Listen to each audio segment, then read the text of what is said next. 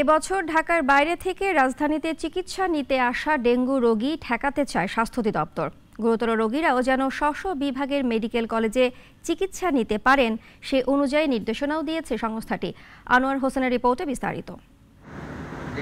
এবছর প্রথম ৫ মাসে ডেঙ্গুতে ভর্তি ও মৃত্যু ছাড়িয়েছে অতীতের সব রেকর্ড। এই সময়ের মধ্যে ভর্তি রোগী ছাড়িয়েছে ২৭০০ আর মৃত্যু হয়েছে ৩৩ জনের। বর্ষা মৌসুম শুরুর আগেই এই পরিস্থিতি ভাবাচ্ছে জনস্বাস্থ্যবিদদের।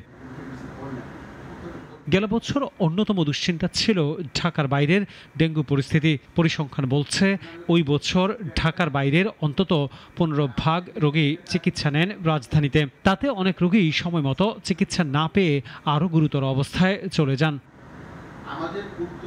স্বাস্থ্য অধিদপ্তরের গবেষণায় উঠে আসে গেল বছর মারা যাওয়া ৮০% রোগী হাসপাতালে পৌঁছান একেবারে শেষ মুহূর্তে।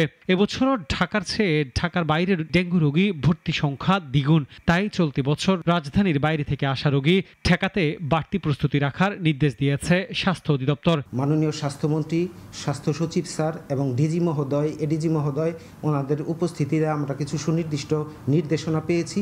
সেই নির্দেশনা এবং স্বাস্থ্য অধিদপ্তরের পরিকল্পনা অনুযায়ী আমরা সামনের দিনগুলো মোকাবেলা করার জন্য এগিয়ে যাচ্ছি। জনস্বাস্থ্যবিদ, কূটনীতিবিদরা অবশ্য বেশি শঙ্কিত ঢাকার বাইরের এডিস মশার বিস্তার নিয়ে। মশা নিধনে উপজেলা বা জেলা পর্যায়ে এখনো প্রয়োজনীয় পদক্ষেপের অভাব দেখছেন তারা। উপজেলা হেলথ কমপ্লেক্সও হতে পারে, ডিস্ট্রিক্ট হাসপাতাল হতে পারে। কারণটা হলো যে ওইসব হাসপাতালে ডেঙ্গুর চিকিৎসা করা, ব্যবস্থাপনা, এটা কোনো তেমন বড় কোনো কাজ না। গ্রামে এটা ছড়িয়ে পড়েছে। এখন গ্রামের মানুষকে সম্পৃক্ত করার জন্য যে সমস্ত মানুষ রেসপন্সিবল, যেমন আমাদের মসজিদের ইমাম সাহেব বা গ্রামের ভিতরে যে স্কুল শিক্ষক আছে, প্রধান শিক্ষক আছে, তাদের সম্পৃক্ত করা। গেল মাসেই ডেঙ্গু রোগী ভর্তি ছাড়িয়েছে ৬৫০, মৃত্যু ১১ জনের, যা গেল ৪ মাসে সর্বোচ্চ।